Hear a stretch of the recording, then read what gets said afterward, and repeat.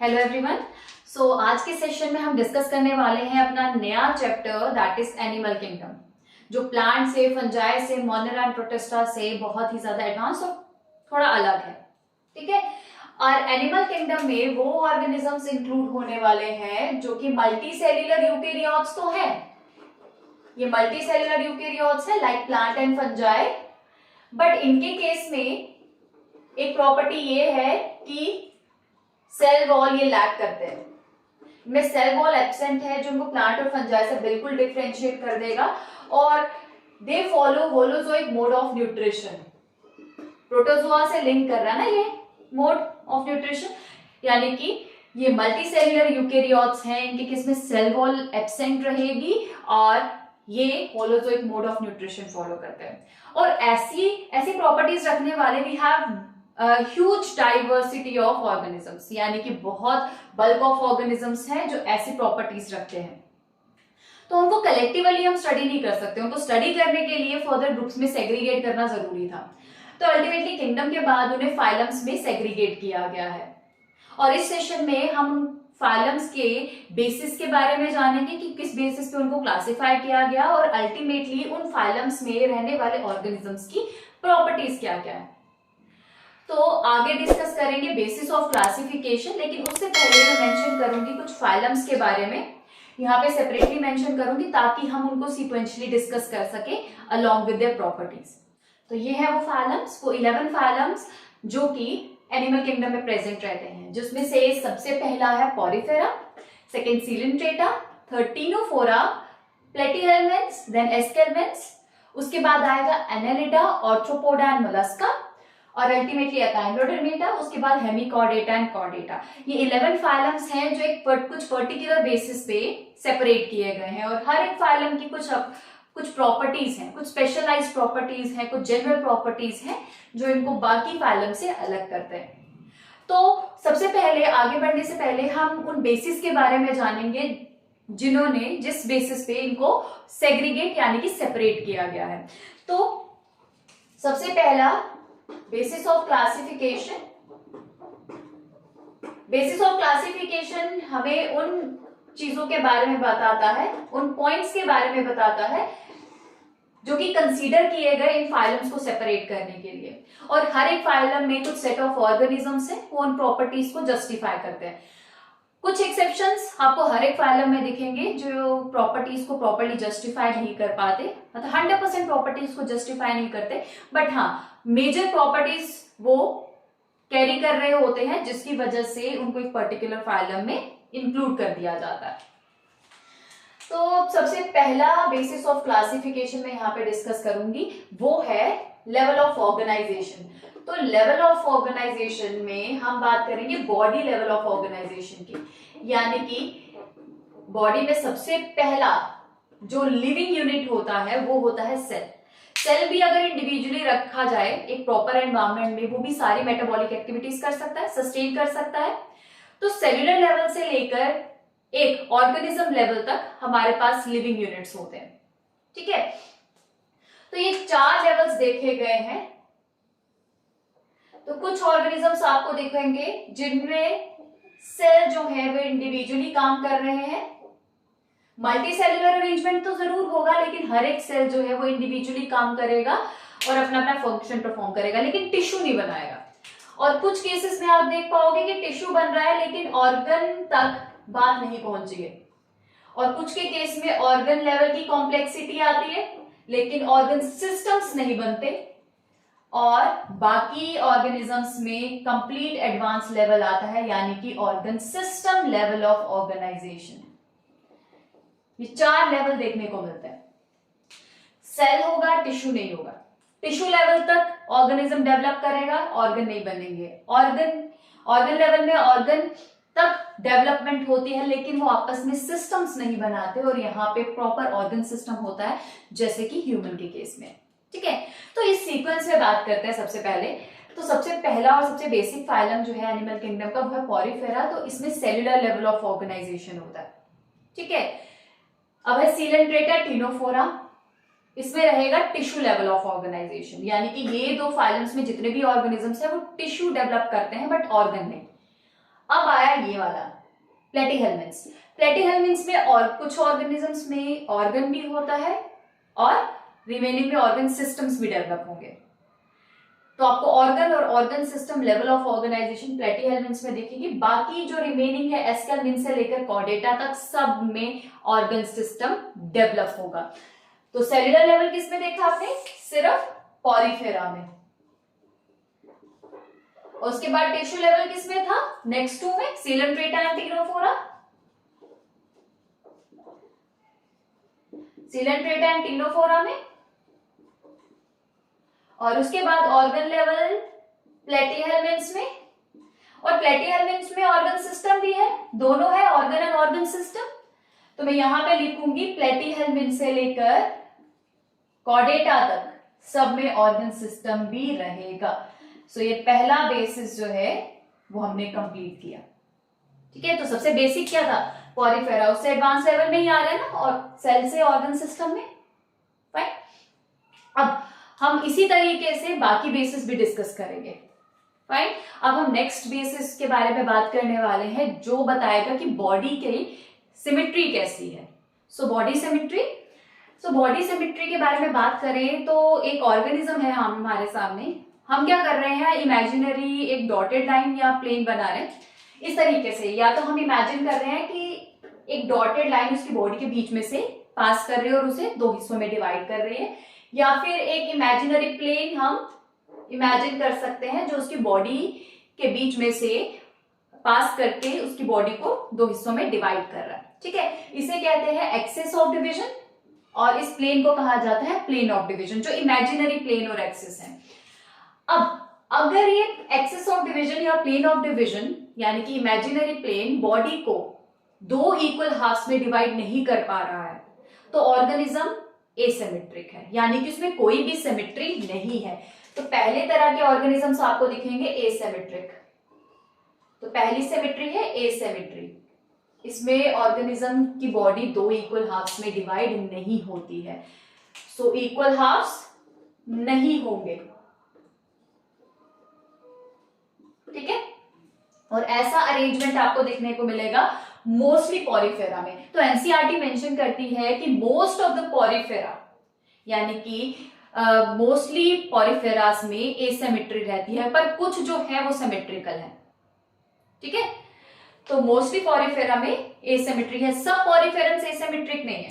तो मैं यहाँ पे उसी के अकॉर्डिंग मेंशन करूंगी एग्जाम्पल। तो एसिमेट्री रहती है मोस्ट पॉरीफेरास में। ठीक है, और मैं एक डायग्राम की हेल्प से आपको एक्सप्लेन करूंगी। ये है एक पॉरीफेरा जो एसिमेट्रिक है। सो इसे कहा जाता है स्पॉन्जिला, जो फ्रेश वाटर स्पॉन्ज यानी कि फ्रेश वाटर पॉरीफेरा है। तो इस तरीके की सिमेट्री है उसमें। अगर आप खुद ही सोचो, इस ऑर्गेनिज्म को लॉन्गिट्यूडनली अगर हम दो हिस्सों में डिवाइड करने की कोशिश करें, या एक्सिस या प्लेन ऑफ डिवीजन अगर या बीच में से पास करें, तो क्या वो दो इक्वल हाफ्स में डिवाइड हो रहा है? नहीं है पॉसिबल। तो एसिमेट्री दिख रही है यहाँ पे। अब बाकी ऑर्गेनिजम्स में पॉरीफेरा के केस में रेडियल सिमेट्री दिखती है। एनसीईआरटी ने वो चीज क्लियरली मेंशन नहीं की है। ठीक है, बट रेडियल सिमेट्री देखने को मिलती है बाकी सिमेट्रिक पॉरीफेरन्स में। बट एनसीईआरटी सिर्फ इतनी सी चीज के बारे में बात करती है कि मोस्टली पॉरीफेरन्स एसिमेट्रिक है। फाइन। बाकी हम दो केसेस के बारे में बात करेंगे जहां पे आपको प्रॉपर सिमेट्री दिखेगी ऑर्गेनिज्म की बॉडी में, जिसमें से पहले है रेडियल सिमेट्री। रेडियल सिमेट्री बिल्कुल एक वाटर बॉटल की तरह हम कंसीडर कर सकते हैं। वाटर बॉटल में क्या करेंगे हम? लॉन्गिट्यूडनली, जैसे ये अगर मार्कर भी है, ये बॉटल की तरह हम कंसीडर करते हैं। अगर हम इस मार्कर को इस एंगल से कट करें तो दो इक्वल हाफ्स हो जाएंगे। एंगल चेंज किया तो भी कट करेंगे तो दो इक्वल हाफ्स हो जाएंगे। अगेन 30 डिग्री टिल्ट ले लेंगे, फिर कट करेंगे तो भी इक्वल हाफ्स हो जाएंगे। सो बिल्कुल इसी तरीके की सिमेट्री होती है, यानी कि प्लेन और एक्सिस ऑफ डिवीजन किसी भी एंगल से पास किया जाए तो ऑर्गेनिज्म की बॉडी टू इक्वल हाफ्स में डिवाइड हो जाएगी। So equal halves from any angle. So equal halves किसी भी एंगल से हो जाएंगे। और ऐसा अरेंजमेंट आपको देखने को मिलेगा नेक्स्ट केस में, यानी कि सीलेंट्रेटा एंड टीनोफोरा। तो हम एक्सपेक्ट कर सकते हैं बाकी में जो है वो नेक्स्ट यानी कि सबसे एडवांस सिमेट्री होगी। डेफिनेटली बाकी में एडवांस सिमेट्री है, सिर्फ अकाइनोडर्मेटा को छोड़ के। तो हमारे पास पॉरीफेरा मोस्टली एसिमेट्रिकल है, सीलेंट्रेटा टीनोफोरा रेडियली सिमेट्रिकल है जो भी हमने पढ़ा, बट बीच में एक ऑर्गेनिज्म, एक फाइलम और है जिसमें एडल्ट्स में रेडियल सिमेट्री होती है, दैट इज अकाइनोडर्मेटा। तो यहाँ पे एग्जांपल है सीलेंट्रेटा की भी, टीनोफोरा की भी और अकाइनोडर्मेटा की भी। तो अकाइनोडर्मेटा के लार्वास जो है वो नेक्स्ट यानी कि एडवांस सिमेट्री रखते हैं, लेकिन एडल्ट्स जो है वो रेडियल सिमेट्री रखते हैं। तो हम कंसीडर किसकी करते हैं, जो हम मेंशन करते हैं एनसीईआरटी में वो एडल्ट्स की है। तो अकाइनोडर्मेटा जो है वो रेडियल सिमेट्री रख रहे हैं। थर्ड है बायलेटरल सिमेट्री। बायलेटरल सिमेट्री, अब ये सिमेट्री में क्या होता है, ये सबसे एडवांस सिमेट्री है जो एडवांस फाइलम्स में देखने को मिलती है। इस सिमेट्री में क्या होगा, इक्वल हाफ्स होंगे बॉडी के, ठीक है, लेकिन किसी एक पर्टिकुलर एंगल से। तो रेडियल सिमेट्री में आप क्या देख रहे थे, कुछ इस तरीके का ऑर्गेनिज्म था, ये मैं ऑर्गेनिज्म बना रही है, हाइड्रा है, ठीक है। हाइड्रा के केस में किसी भी एंगल से कट कर रहे थे, दो इक्वल हाफ्स बन रहे थे। लेकिन वही अगर हम ह्यूमन की बात करते हैं, ठीक है, ह्यूमन ही है, हमारे पास सेंस ऑर्गन सामने वाली साइड है, वेंट्रल वाली साइड, डॉर्सल वाली साइड सेंस ऑर्गन्स नहीं है, ठीक है। तो इस तरीके से अगर हम प्लेन ऑफ डिवीजन ऐसे पास करेंगे तो बॉडी टू इक्वल हाफ्स में डिवाइड हो जाएगी। लेकिन प्लेन ऑफ डिवीजन इस तरीके से होगा, बॉडी को ऐसे अगर डिवाइड करें वेंट्रल और डॉर्सल पोर्शन अलग करके, तो हमारी बॉडी टू इक्वल हाफ्स में डिवाइड नहीं होगी। तो ऐसी सिमेट्री जिसमें प्लेन ऑफ डिवीजन किसी एक ही एंगल से बॉडी को टू इक्वल हाफ्स में डिवाइड कर पाता है, तो ऐसी सिमेट्री को बायलेटरल सिमेट्री कहा जाता है। सो इक्वल हाफ्स जरूर होंगे फ्रॉम सिंगल एंगल ओनली, तो किसी सिंगल एंगल से। और ऐसा किसके केस में होता है, रिमेनिंग फाइलम्स में। यहाँ पे पॉलीफेरा में एसिमेट्री थी मोस्टली, रेडियल सिमेट्री। तो प्लेटीहेल्मिन से लेकर मोलस्का तक, हेमिकॉर्डेटा एंड कॉर्डेटा, इन सब में बायलेटरल सिमेट्री है, ठीक है। So Platyhelminthes to Mollusca, then Hemichordata and Chordata. हम कॉर्डेटा का पार्ट है बेटा, कॉर्डेटा के केस में ह्यूमंस आते हैं और हमें बायलेटरल सिमेट्री है, कोई एक ही एंगल है जिससे हमारी बॉडी इक्वल हाफ्स में डिवाइड हो पाती है। एंगल चेंज कर दिया, इक्वल हाफ्स नहीं बनेंगे, फाइन। सो ये है second basis of classification. Now will talk about the third basis, an important basis again, that is presence of germ layers. Germ layers यानी कि एम्ब्रियोनिक लेयर्स। हम जब एम्ब्रियोनिक स्टेज में होते हैं, यानी कि कोई भी ऑर्गेनिज्म एम्ब्रियोनिक स्टेज में होता है, तो उसके केस में कितनी सेल्यूलर लेयर्स होती हैं। सो जर्म लेयर्स क्या है, embryonic cellular layers, embryonic cellular layers हैं। अब ये लेयर्स का नंबर कितना है उसके बेसिस पे दो तरह के ऑर्गेनिजम्स हैं हमारे पास, एक है डिप्लोब्लास्टिक और एक है ट्रिप्लोब्लास्टिक। डिप्लोब्लास्टिक में डाई आ रहा है तो ये रिप्रेजेंट कर रहा है दो लेयर्स होंगी, है ना। सिमिलरली ट्रिप्लोब्लास्टिक में ट्राई आ रहा है विच रिप्रेजेंट्स कि तीन सेल्यूलर लेयर्स होने वाली है। तो सेल्यूलर लेयर्स के नंबर के बेसिस पे डिवीजन हुआ है। तो उसको दिखाने के लिए मैं एम्ब्रियो का क्रॉस सेक्शन यानी कि सर्कुलर सेक्शन दिखा रही हूं। तो डिप्लोब्लास्टिक के केस में ये आ गया एम्ब्रियो का आउटर लेयर, ये आउटर लेयर है, बीच में रहेगा कैविटी जिसे गट कैविटी, जो गट कैविटी में डेवलप होता है यानी कि आपकी डाइजेस्टिव कैविटी में, ठीक है। अब इसके अराउंड ये, ठीक है। अब क्या होगा, सबसे पहले तो एक और मैं कैविटी बना रही हूं, this is not going to be the cellular cavity. अब पहले एक सेल्यूलर लेयर रहेगी जो आउटर साइड रहेगी, ये आउटर सेल्यूलर लेयर है। This is called as ectoderm. Ectoderm cellular layer है. बीच में ये आ गई एक और सेल्यूलर लेयर जो गट कैविटी के अराउंड है. दिस इज एंडोडर्म, यानी कि आउटर एंड इनर लेयर है. बीच में ये कैविटी आपको दिख रही है, ये कैविटी में सेल्स नहीं है. ठीक है, नॉन सेल्यूलर लेयर रहेगी. जब ये ऑर्गेनिज्म डेवलप होगा तो ये सेल्यूलर लेयर नहीं बनेगी. ठीक है, तो एक सेल्यूलर लेयर है और इंटरनल ये सेल्यूलर लेयर है. तो दो ही सेल्यूलर लेयर दिख रही है डिप्लोब्लास्टी के केस में. सो ऐसा अरेंजमेंट रहता है सीलेंट्रेटा एंड टीनोफोरा में. सिर्फ दो सेल्यूलर लेयर्स रहेंगी एम्ब्रियो के केस में. सो सीलेंट्रेटा एंड टीनोफोरा. अब आप बोलो पॉलीफेरा जो है उसके केस में क्या होगा. तो पॉलीफेरा के केस में कुछ रिसर्चर्स का कहना है कि बहुत ही डिफ्यूज अरेंजमेंट है, प्रॉपर सेल्यूलर लेयर्स नहीं बनती हैं. ठीक है, और कुछ के केस में कहा जाता है कि डिप्लोब्लास्टिक अरेंजमेंट ही है. सो एनसीईआरटी ने कुछ भी पॉलीफेरा के बारे में एज सच मेंशन नहीं किया. सो इसीलिए हम Coelenterata and Ctenophora he consider करते हैं. Fine, now will talk about triploblastic. तो ट्रिप्लोब्लास्टिक अरेंजमेंट में सेम स्ट्रक्चर बना रही हूं, यानी कि क्रॉस सेक्शन बना रही हूं. ये आ गई गट कैविटी. ठीक है, बिल्कुल उसी की तरह लेयर्स रहेंगी, आउटर इनर, बट यहां पे एक मिडल सेल्यूलर लेयर भी रहने वाली है. मिडल सेल्यूलर लेयर भी रहेगी जिसकी वजह से ट्रिप्लोब्लास्टिक अरेंजमेंट आएगा. सो ये सबसे पहले आ गया एक्टोडर्म. लेयर्स के अगेन नेम जो है वो सेम रहेंगे. ठीक है, आउटर वाली एक्टोडर्म है, ये आ गई मिडल वाली जो कि एब्सेंट है डिप्लोब्लास्टिक के केस में. So this one is mesoderm. Mesoderm absent है डिप्लोब्लास्टिक के केस में. एंड द थर्ड वन जो गट कैविटी के अराउंड थी वो आ गई endoderm, the inner layer. So triploblastic के केस में ये अरेंजमेंट है. अब ये ट्रिप्लोब्लास्टिक किसके केस में रहता है? रिमेनिंग वंस में, प्लेटीहेल्मिन्थ से लेके कॉर्डेटा, जितने भी ऑर्गेनिजम्स हैं सब में ट्रिप्लोब्लास्टिक अरेंजमेंट है. तो सीक्वेंस में सबसे पहला ट्रिप्लोब्लास्टिक ऑर्गेनिज्म जो है वो प्लेटीहेल्मिन्थ ही है. सो प्लेटीहेल्मिन्थ्स टू कॉर्डेटा,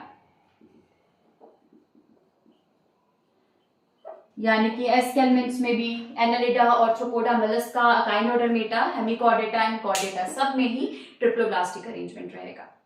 ठीक है, सो अब इसी के बेसिस पे हम आगे यानी कि next basis of classification discuss करने वाले हैं, that is the presence of coelom. तो सिलोम के बारे में बात करते हैं. सिलोम जो है उसे बॉडी कैविटी कहा जाता है. ये वो बॉडी कैविटी नहीं है जो डिप्लोब्लास्टिक अरेंजमेंट के केस में हमने देखी, एंडोडर्म और एक्टोडर्म के बीच की स्पेस, ये वो नहीं है.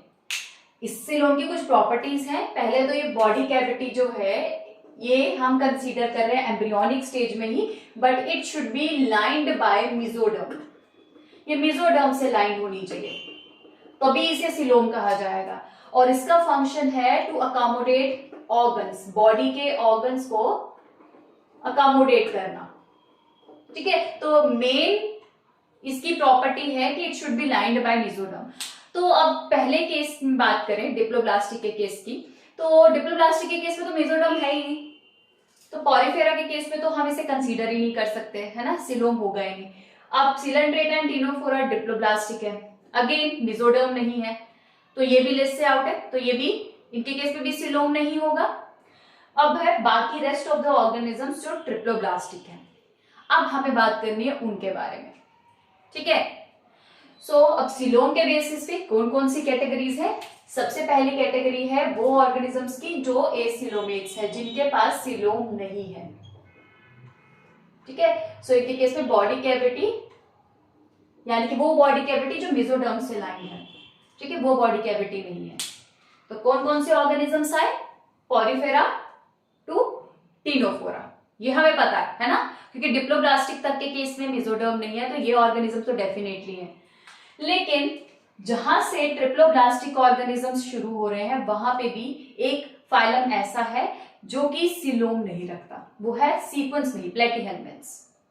सो पॉलीफेरा टू प्लेटीहेल्मिन्थ्स कोई भी सिलोम नहीं दिखेगा. ऑल्दो प्लेटीहेल्मिन्थ्स में मेसोडर्म है, बट वो मेसोडर्म स्प्लिट होकर कैविटी नहीं बनाता है. ठीक है। सो जैसा अरेंजमेंट हमने टिप्लोब्लास्टिक वाली डायग्राम में देखा, मेसोडर्म पूरी इवन बनाई, कोई भी ऐसी कैविटी नहीं बनाई जिसके दोनों साइड मेसोडर्म थी, बिल्कुल वैसा ही सेम अरेंजमेंट देखने को मिलता है प्लेटीहेल्मिन्थ्स के केस में। सो Porifera to प्लेटीहेल्मिन्थ्स,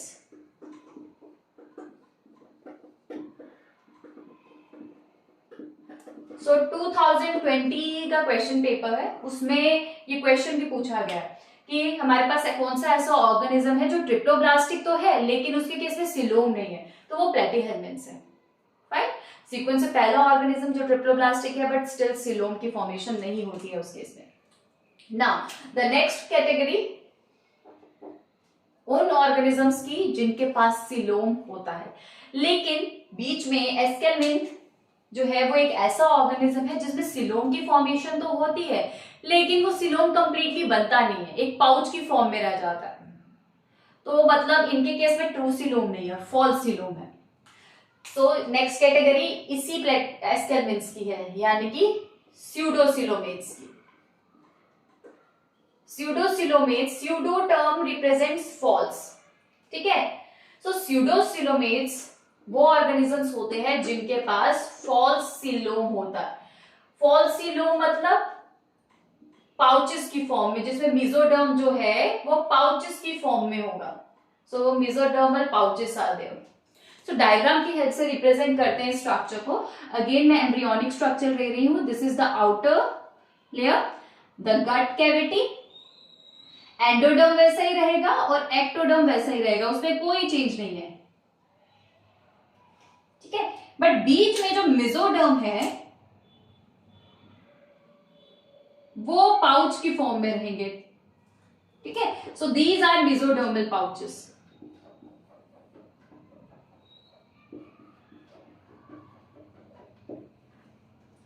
so mesodermal pouches है, ये आ गया properly ectoderm without any change, and here present is endoderm without any change again. So ऐसा अरेंजमेंट रहता है एस्केल्मिन्थ्स के केस में।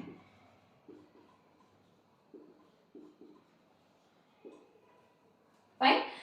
Now the third and the most important category जिसमें आते हैं हमारे बाकी organisms, that is from Annelida to Chordata. Annelida सबसे पहले ऑर्गेनिज्म है जिनमें ट्रू सिलोम देखने को मिलेगा। So third category of true coelomates, आप इनको डायरेक्टली सिलोमेट्स भी कह सकते हो एंड ट्रू सिलोमेट्स भी। ट्रू सिलोमेट्स यानी कि you coelomates, you represents true, so they have true coelom. अब ये ट्रू सिलोम कैसे दिखेगा, इसके लिए भी एक डायग्राम की हेल्प लेते हैं।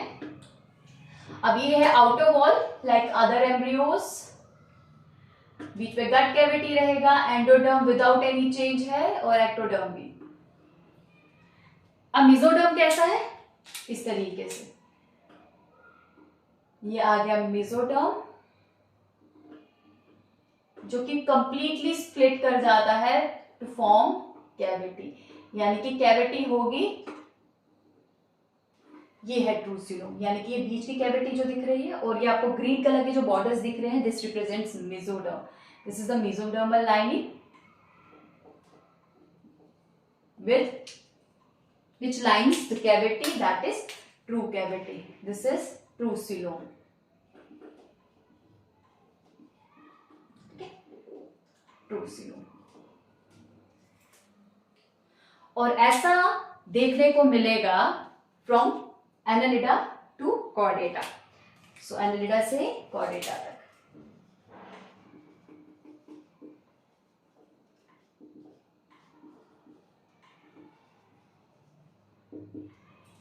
तो अगेन उन्हीं ऑर्गेनिजम्स में सिलोम प्रेजेंट रहता है जिसके पास मेसोडर्म होगा। बस प्लेटीहेल्मिन्थ्स एक ऐसा ऑर्गेनिज्म है जिसमें मेसोडर्म होने के बावजूद भी सिलोम नहीं बनता, और एस्केल्मिन्थ्स वो ऑर्गेनिजम्स है जिनमें सिलोम तो बनता है लेकिन फॉल्स मेसोडर्मल पाउचेस प्रेजेंट रहते हैं। सो अब इसके बाद नेक्स्ट है हमारे पास एक और फीचर, वो है मेटामेरिक सेगमेंटेशन का, यानी कि मेटामेरिज्म। मेटामेरिज्म यानी कि segmentation of body, but metamerism थोड़ी सी डाइवर्स टर्म है। इसके केस में क्या होता है, सेगमेंटेशन बाहर की तरफ भी होती है लेकिन इंटरनली भी सेप्टास होते हैं जो बॉडी को डिवाइड करते हैं, जिन पार्टीशंस में ऑर्गन्स प्रॉपरली सिस्टमैटिक वे में अरेंज होते हैं। तो external as well as internal segmentation को कंबाइनली मेटामेरिज्म की टर्म से रिप्रेजेंट किया जाता है। फाइन। सो एक्सटर्नली अगर मैं दिखाऊं, यहाँ पे अगेन अर्थवर्म जो है वो सबसे पहला रिप्रेजेंटेटिव होता है सेगमेंटेशन का। ये आपकी एनालिडा कैटेगरी से है। सो इस तरीके से बॉडी रहती है अर्थवर्म की, और इसके केस में आपको ऐसे सेगमेंट्स दिखते हैं बाहर से। और सिर्फ एक्सटर्नली ही नहीं है, इंटरनली भी बॉडी सेगमेंट्स के हिसाब से डिवाइडेड है। इंटरनली सेप्टास है और इन सेप्टास के हिसाब से ऑर्गन्स अरेंज्ड हैं। ठीक है। सो मेटामेरिक सेगमेंटेशन यानी कि सेपरेशन सेगमेंटेशन जो है वो प्रेजेंट रहती है कुछ ही पर्टिकुलर फाइलम्स में, जिसमें से एक तो आपने एनालिडा की यहाँ पे बात की, ये डायग्राम अर्थवर्म का है।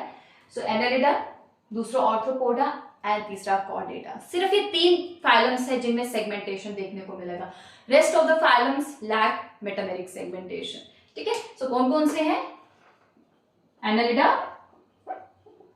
Arthropoda and Chordata.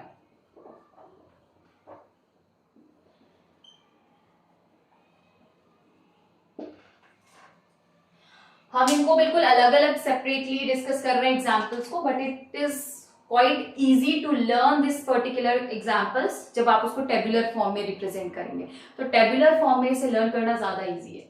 ठीक है। जब नोट्स बनाए तो याद रखें कि इसको टेबल क्रिएट करें। मैं बहुत सारी चीजें बताऊंगी जो एक साथ ही डिस्कस करेंगे हम इसी बेसिस ऑफ क्लासिफिकेशन के अंदर ही। ठीक है, ताकि हम उसको इजीली रिलेट कर पाए। Now the next point or next basis of classification is the presence or absence of notochord. Now notochord, so ये डायग्राम जो है वो एक बेसिक ऑर्गेनिज्म का स्ट्रक्चर है जो रिप्रेजेंट कर रहा है नोटोकॉर्ड का स्ट्रक्चर।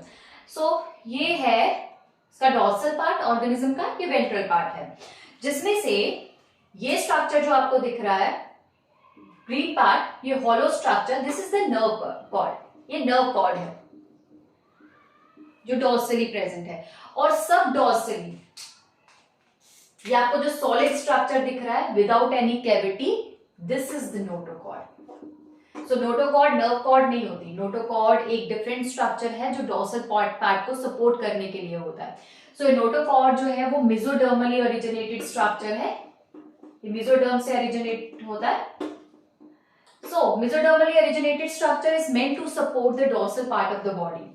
नर्व कॉर्ड के नीचे होगा, तो इसका फंक्शन जो है वो सपोर्ट करना है। लेकिन कुछ ऑर्गेनिजम्स में ये पर्टिकुलर टाइम तक होता है, कुछ ऑर्गेनिजम्स में नोटोकॉर्ड लाइफ टाइम रहेगा, और कुछ ऑर्गेनिजम्स में नोटोकॉर्ड बदल कर, मॉडिफाई होकर, डेवलप होकर वर्टिब्रल कॉलम बन जाता है, जैसे हम ह्यूमन बींग्स के केस में।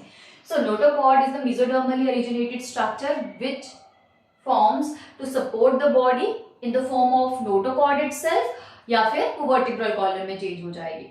ठीक है। सो जिन ऑर्गेनिजम्स में ये प्रेजेंट रहती है उन्हें कॉर्डेटा कहा जाता है। यानी कि हमारे ये ऑर्गेनिजम्स, ये जो फाइलम दिख रहा है कॉर्डेटा फाइलम, सिर्फ नोटोकॉर्ड, ट्रू नोटोकॉर्ड सिर्फ कॉर्डेटा में प्रेजेंट रहती है। उसके बाद बिल्कुल इसका अपोजिट, इससे पहले वाला फाइलम हेमिकॉर्डेटा, नाम से पता चल रहा है hemi means half, Chordata means with notochord. तो इनिशियली इन ऑर्गेनिजम्स में देखा गया था कि नोटोकॉर्ड लाइक स्ट्रक्चर था, तो रिसर्चर्स को लगा कि ये नोटोकॉर्ड ही है। बट लेटर ऑन रिसर्च के बाद एनालाइज किया गया कि जो इनके पास स्ट्रक्चर है वो ट्रू नोटोकॉर्ड नहीं है, but it's only a notochord like structure जिसे स्टोमोकॉर्ड कहा जाता है। तो इन ऑर्गेनिजम्स को ना कॉर्डेटा में रखा गया, ना ही रिमेनिंग ऑर्गेनिजम्स में, और अल्टीमेटली एक डिफरेंट फाइलम बना दिया गया, that is Hemichordata. So Hemichordata जो है वो स्टोमोकॉर्ड रखते हैं, लेकिन उनके पास नोटोकॉर्ड नहीं है। And the rest of the organisms are non Chordata. तो ये जो ऑर्गेनिजम्स हैं इनको नॉन कॉर्डेटा कहा जाता है। सो नॉन कॉर्डेटा पॉरीफेरा से लेकर अकाइनोडर्मेटा तक है, बाकी Hemichordata and Chordata with notochord. तो नोटोकॉर्ड, ट्रू नोटोकॉर्ड सिर्फ कॉर्डेटा के पास प्रेजेंट है। ठीक है। So this is about some basis of classification. कुछ और चीजें हैं, यानी कि कुछ और सिस्टम्स के बारे में मैं डायरेक्टली डील करूंगी इसी पर्टिकुलर सेक्शन में। जिसमें से सबसे पहले मैं बात करने वाली हूँ बॉडी प्लान की, यानी कि ऑर्गेनिजम्स का बॉडी प्लान किस तरीके से, और वो बॉडी प्लान रहेगा डाइजेस्टिव सिस्टम के बेसिस पे ना बॉडी प्लान। सो ये पॉइंट जो है ये एडिशनल पॉइंट है जो डाइजेस्टिव सिस्टम से रिलेटेड है, तो उसके बारे में बात करूंगी इसे रिलेट करते हुए। तो सबसे पहले 3 तरह के बॉडी प्लान है जो हम डिस्कस करेंगे यहाँ पे, जिसमें से पहला है सेल एग्रीगेट बॉडी प्लान, जिसके केस में डाइजेस्टिव सिस्टम तो नहीं होता बल्कि बॉडी जो है वो सेल के एग्रीगेशन से बनी होती है, सेल को जोड़कर, जैसे पॉरीफेरा के केस में। तो पॉरीफेरा के केस में एक बेसिक उसका स्ट्रक्चर बना रही हूँ। तो ये बेसिक स्ट्रक्चर है पॉरीफेरा का, जिसमें आप देख पाओगे एक ओपनिंग है जो एग्जिट के लिए है, ये बड़ी वाली ओपनिंग। रेस्ट इनकी बॉडी में छोटे छोटे पोर्स और होते हैं जो फूड, वाटर, गैसेस की एंट्री के लिए है। So these are some pores, मतलब डायरेक्टली कोई भी पर्टिकुलर माउथ नहीं है। ये छोटे छोटे पोर्स जितने भी है, इनसे वाटर जो है वो अलॉन्ग विद फूड, गैसेस अंदर एंटर करता जाएगा, जो वेस्ट मटेरियल होगा इस मेजर ओपनिंग से बाहर आ जाएगा। तो पर्टिकुलर डाइजेस्टिव कैविटी नहीं है इनके केस में। और सेल जो है वो एग्रीगेट करके पूरी बॉडी बना रहे हैं, तो पॉरीफेरा के केस में सेल एग्रीगेट बॉडी प्लान है। ठीक है, सो सबसे पहली कैटेगरी पॉरीफेरा। उसके बाद सेकेंड आपको जो बॉडी प्लान दिखेगा वो है ब्लाइंड सैक। ब्लाइंड सैक यानी कि जो एक तरफ से ओपन होता है और दूसरी तरफ से बंद होता है। और ब्लाइंड सैक कुछ इस तरीके से दिखेगा। यहाँ पे हाइड्रा का लॉन्गिट्यूडनल सेक्शन बना रही हूँ, these are tentacles of Hydra and this is its body. ठीक है, वैसे तो डबल लेयर होती है। तो यहाँ पे ये देख रहे हो, ये एक ओपनिंग है, सिंगल ओपनिंग, यहीं से फूड अंदर एंटर करेगा, यहीं से वेस्ट बाहर जाएगा। तो एंट्री और एग्जिट का पॉइंट एक ही है। और ये है डाइजेस्टिव कैविटी यहाँ पे। सो ये कैविटी जो है वो एक तरफ से बंद है और एक तरफ से खुली हुई है। तो इस तरीके के प्लान को ब्लाइंड सैक बॉडी प्लान कहा जाता है। ठीक है, और ऐसा अरेंजमेंट आपको देखने को मिलेगा Coelenterata, Ctenophora as well as in case of Platyhelminthes. तो सीलेंट्रेटा टू प्लेटीहेल्मिन्थ्स यही अरेंजमेंट है। तो प्लेटीहेल्मिन्थ्स में भी एनस नहीं रहेगा। उसके बाद लास्ट यानी कि एस्केल्मिन्थ से लेकर कॉर्डेटा तक एडवांस बॉडी प्लान है, that is tube with in tube plan. ऐसे लगता है कि ट्यूब के अंदर एक ट्यूब फिट की है। तो ऐसे बॉडी वॉल जो है वो बड़ी ट्यूब है जो बाहर की तरफ है ये, और हमारी डाइजेस्टिव कैविटी ये है छोटी ट्यूब जो बॉडी वॉल के अंदर है। ठीक है, सो ये आ गया tube with in tube plan. तो ये आउटर वॉल रिप्रेजेंट कर रही है बॉडी वॉल, और ये हमारी गट कैविटी, जिसमें से अपर वाली ओपनिंग छोटी ट्यूब की रहेगी वो है माउथ, और ये नीचे वाली ओपनिंग है एनस की। तो माउथ और एनस जो है वो सेपरेट ओपनिंग की तरह रहेंगे। सो पूरा कंप्लीट डाइजेस्टिव सिस्टम है। तो ऐसा केस रहेगा एस्केल्मिन्थ्स to Chordata.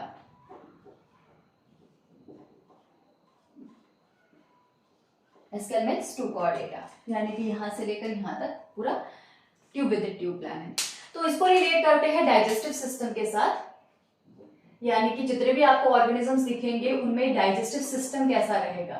So digestive system कुछ ऑर्गेनिजम्स में तो कंप्लीटली एब्सेंट है, यानी कि पूरा ट्रैक ही एब्सेंट रहेगा, सेल के अंदर डाइजेशन होगी। So digestive system is either absent, और जिनमें प्रेजेंट है तो या तो कंप्लीट होगा या तो इनकम्प्लीट। इनकम्प्लीट यानी कि माउथ और एनस एक ही होगा, और कंप्लीट यानी कि माउथ और एनस जो है वो सेपरेटली प्रेजेंट होगा बॉडी में, चाहे वो एक ही साइड ओपनिंग हो या दो opposite sides.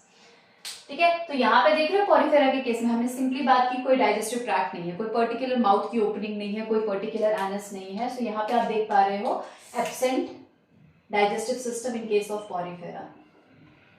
But coelenterata to platyhelminthes एक ही ओपनिंग है तो माउथ और एनस की तरह काम कर रही है, ऐसे डाइजेस्टिव ट्रैक्ट को कहा जाता है इनकम्प्लीट डाइजेस्टिव ट्रैक्ट। तो माउथ एंड एनस सेम रहेंगे, जैसे in case of coelenterata to प्लेटीहेल्मिन्थ्स।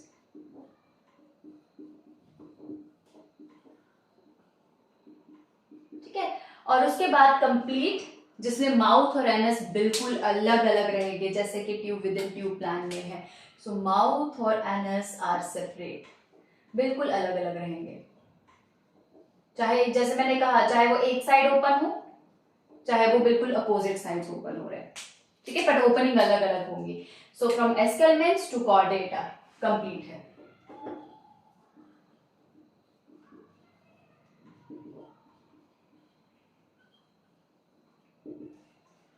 So this is about the body plan and digestive system.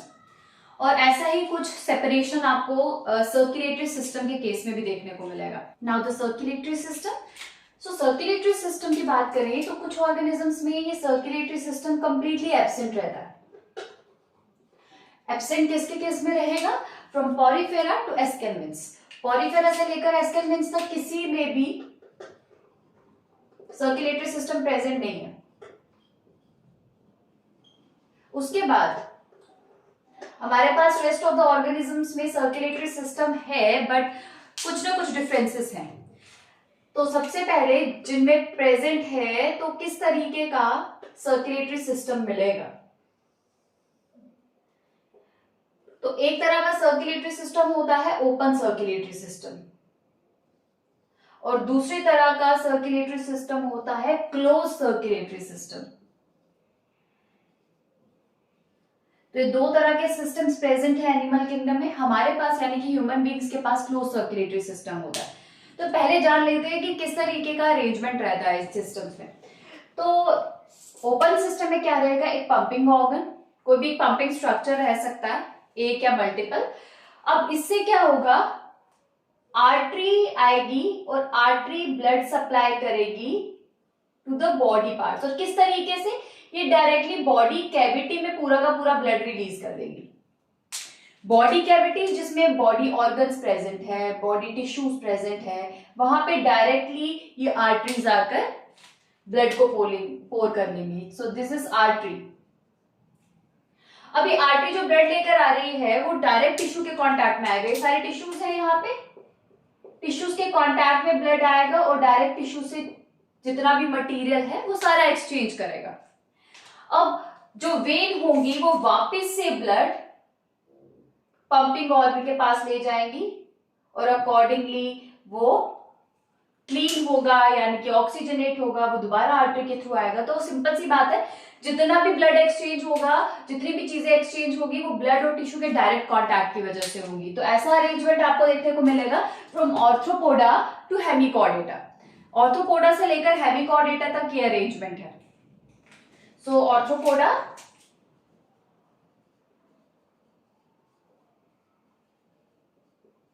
To Hemichordata.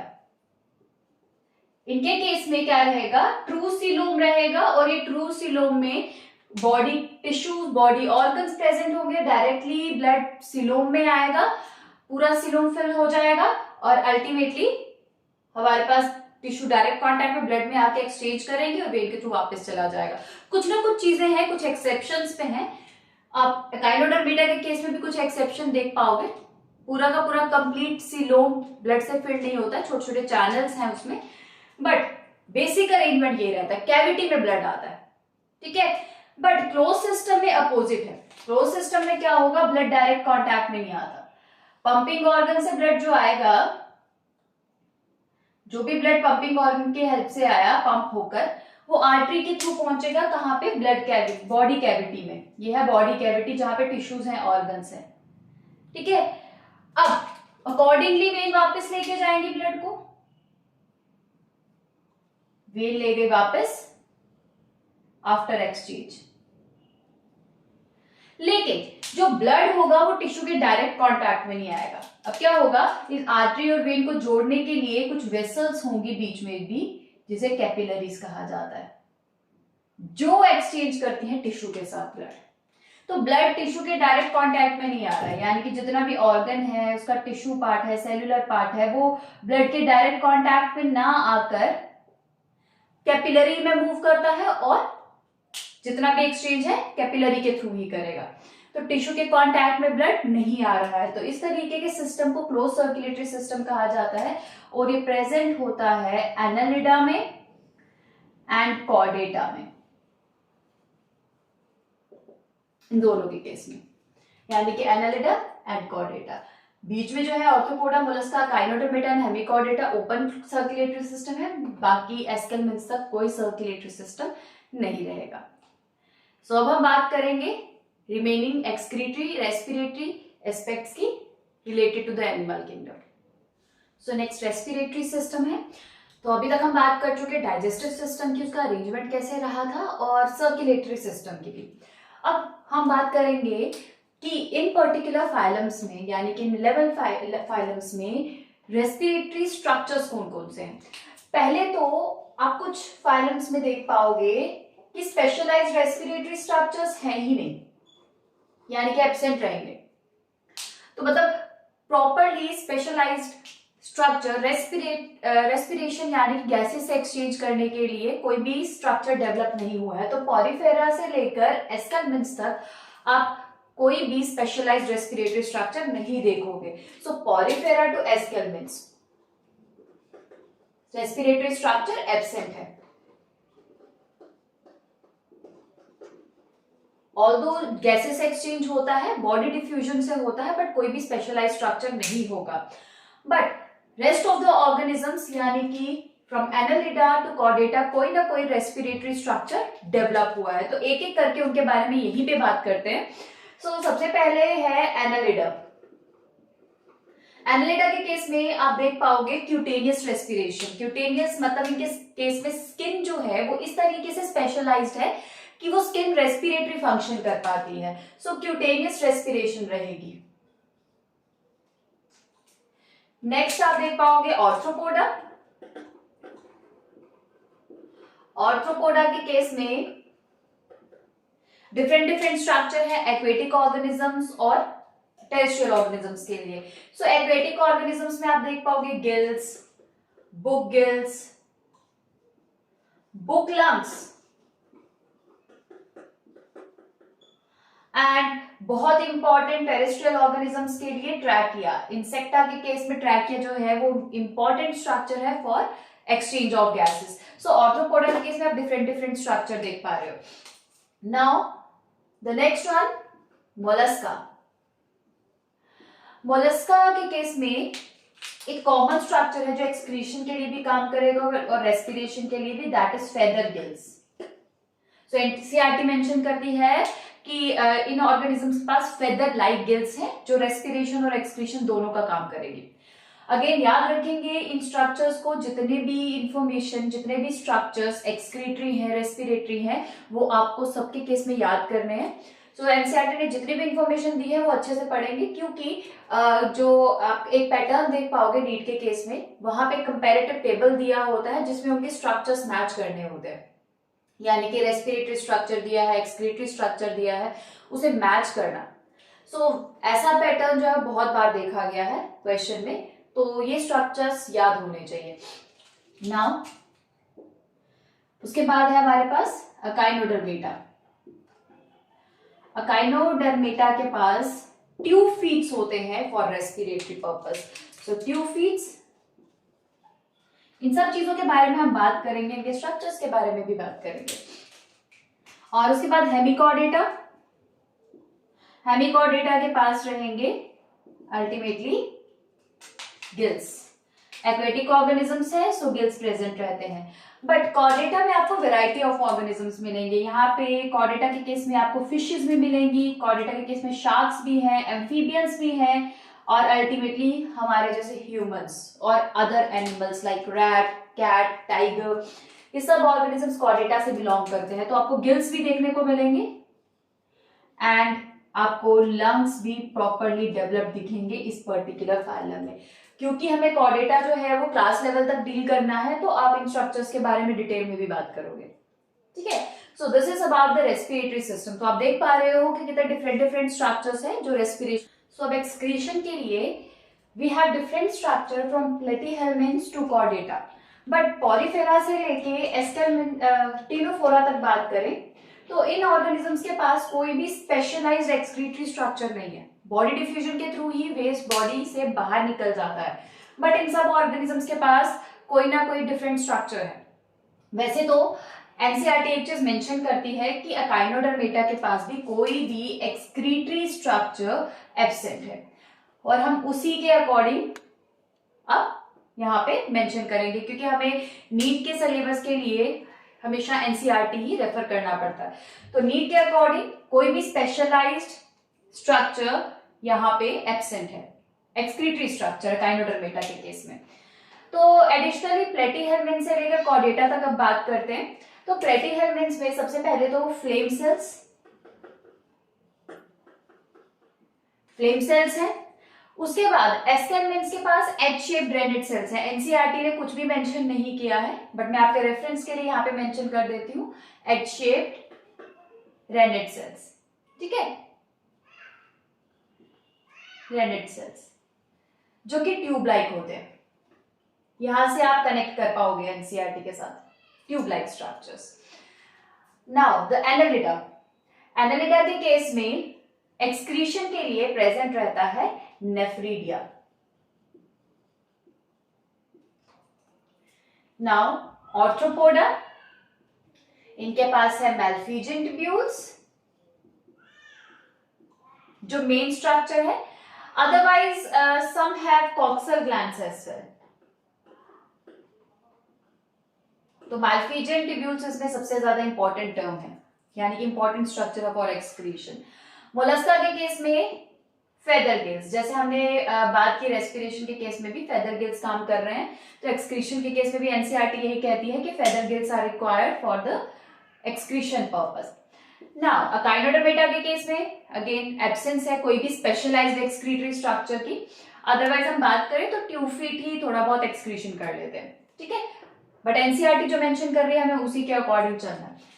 Hemichordata, Hemichordata के केस में प्रोबोसिस ग्लैंड, प्रोबोसिस ग्लैंड काम करता है excretion के लिए। अब कॉर्डेटा की बात करें तो इन ऑर्गेनिजम्स में मेजरली किडनी देखने को मिलेगी। ब्रेस्ट हम बात करेंगे क्लास लेवल तक, तो हर क्लास के साथ हम उनका एक्सक्रीटरी स्ट्रक्चर डील करेंगे, बट मेजरली ऑर्गेनिजम्स में आपको किडनी ही देखने को मिलेगी। So this is all about excretion as well. अब हमने बेसिस ऑफ क्लासिफिकेशन डील किया, उसमें हमने बात करी कंप्लीटली क्या क्या। सबसे पहले तो लेवल ऑफ ऑर्गेनाइजेशन क्या है, उसके बाद सिमेट्री क्या है, कितनी जर्म लेयर्स है, सीलोम है या नहीं, नोटोकॉर्ड है या नहीं, और किस किस में मेटामेरिज्म प्रेजेंट है यानी कि सेगमेंटेशन प्रेजेंट है। और एडिशनली हमने कुछ स्ट्रक्चर्स यानी कि सिस्टम्स के बारे में भी बात की, जिसमें से digestive, circulatory, respiratory and excretory system थे। रेस्ट जितनी भी चीजें हैं वो हम बात करेंगे इंडिविजुअली फाइलम्स के साथ। तो हर एक फाइलम में हम डील करने वाले हैं अब उनका नर्वस स्ट्रक्चर, अगर नर्वस सिस्टम जो है वो स्पेशलाइज्ड है, कोई भी नर्वस सिस्टम को लेकर इंफॉर्मेशन है हम वो भी डिस्कस करेंगे, उनके स्पेशलाइज्ड फीचर्स डिस्कस करेंगे, एंड बहुत ही इंपॉर्टेंट उनका रिप्रोडक्टिव एंड डेवलपमेंटल एस्पेक्ट्स, तो किस तरीके से वो डेवलप करते हैं और क्या मोड है रिप्रोडक्शन का। सो ये सब चीजें हैं जो अब बची है हम रेस्पेक्टिव फाइलम्स के साथ कवर करेंगे।